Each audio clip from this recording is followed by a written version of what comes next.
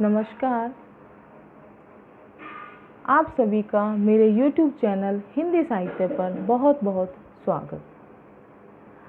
आज हम आपको तुलसीदास जी द्वारा रचित कवितावली से ये पंक्तियाँ ली गई हैं, इनकी व्याख्या कराएंगे। इन पंक्तियों के माध्यम से तुलसीदास जी ने भगवान श्री राम की उस समय की मनोस्थिति का वर्णन किया है जब वो अयोध्या को त्याग कर वनवास के लिए जा रहे थे और उनके साथ जाते हुए माँ लक्ष्मी, माँ सीता और उनके भ्राता लक्ष्मण जी कैसे लग रहे हैं, उस समय का वर्णन उन्होंने किया है। तो तुलसीदास जी क्या कह रहे हैं? कीर के कागर जो नृप चीर, विभूषण उपन अंगनी पाई। तुलसीदास जी कहते हैं कि वन जाते समय भगवान श्री राम ने अपने शरीर पर जो वस्त्र धारण किए हुए थे, कैसे वस्त्र?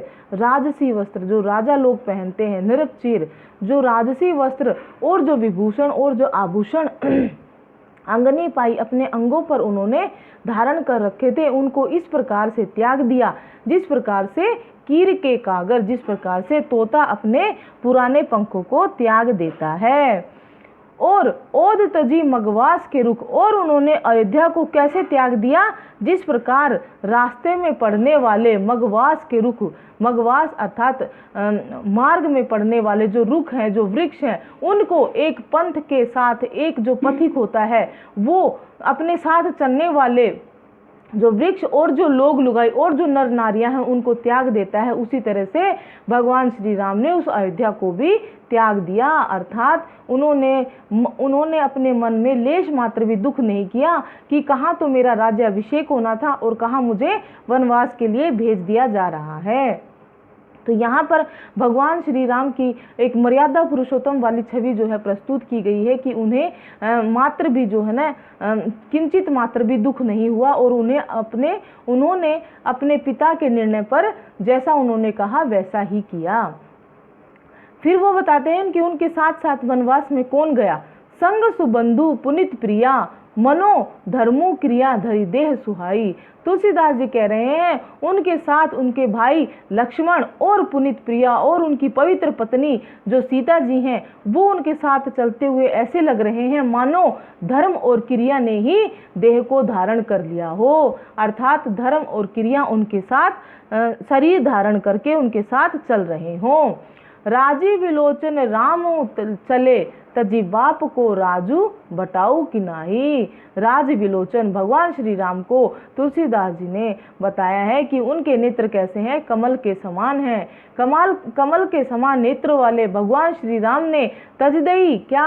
बाप को राज, अपने पिता के राज्य को इस प्रकार से छोड़ दिया जैसे बटाऊ की नाई, जैसे एक पथिक होता है और वो रास्ते में पड़ने वाले आश्रय स्थान को छोड़कर आगे बढ़ जाता है। अर्थात वो कुछ समय रुकता है जरूरत के अनुसार, आवश्यकता अनुसार, और फिर उस स्थान को छोड़कर वो आगे चला जाता है। उसी प्रकार कमल नयन भगवान श्री राम ने भी अपने पिता के राज्य को इसी प्रकार त्याग दिया।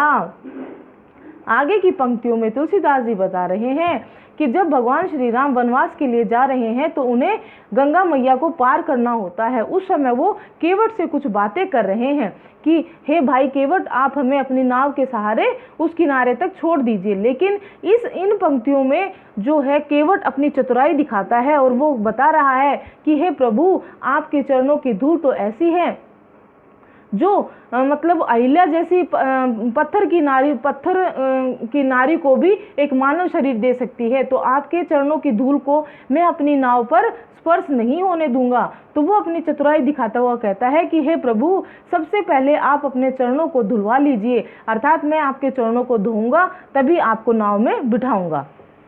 तो अब सुनिए वो क्या कह रहे हैं कि एही घाट ते थोरिक दूर, अहे कटीलो जलू था देखा ही जो।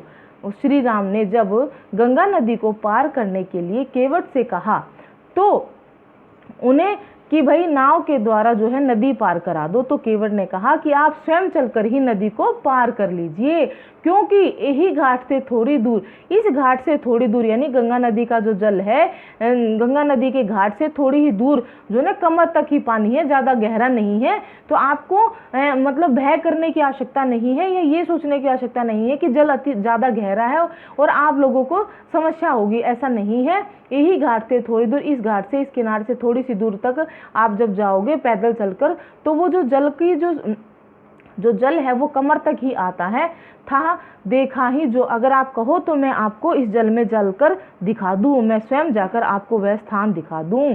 फिर वो कहते हैं पर से पग धूरी तरे तरनी, आपके पैरों की धूल का स्पर्श करके तो मेरी जो नौका है, तरनी है, वो तर जाएगी। जिस प्रकार से अहिल्या जी तर गई थी, तो मेरे पास तो फिर क्या कह रहे हैं, कुछ नहीं बचेगा।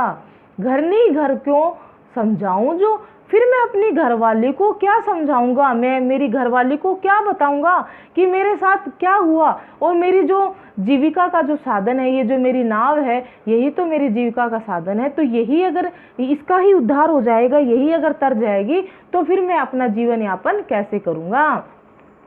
कहते हैं तुलसी अवलंबन और कछु। अब वो कहते हैं तुलसीदास जी की, केवट कह रहा है भगवान श्री राम से, हे प्रभु मेरे पास तो इसके अलावा और कोई भी अवलंब नहीं है, कोई भी सहारा नहीं है, तो मैं फिर अपनी पत्नी को कैसे संतुष्ट करूंगा, उससे क्या कहूंगा। फिर वो कहते हैं लड़िका के ही भांति जिया हूँ जो, और फिर मैं अपने जीवन का यापन किस प्रकार से करूंगा और अपना जीवन कैसे चलाऊंगा, कैसे मैं अपना बाकी का जीवन जीऊंगा। ठीक है, बरु मारिए मोही। अब वो कहते हैं हे प्रभु चाहे आप मुझे मार ही डालिए, परंतु बिना पग धोए हो नाथ, हे नाथ मेरे, हे मेरे प्रभु, मैं आपके पैरों को धोए बिना मैं नाव चढ़ा हूँ जो, मैं आपको नाव पर नहीं चढ़ा सकता, इसके लिए मैं आपसे क्षमा चाहता हूँ।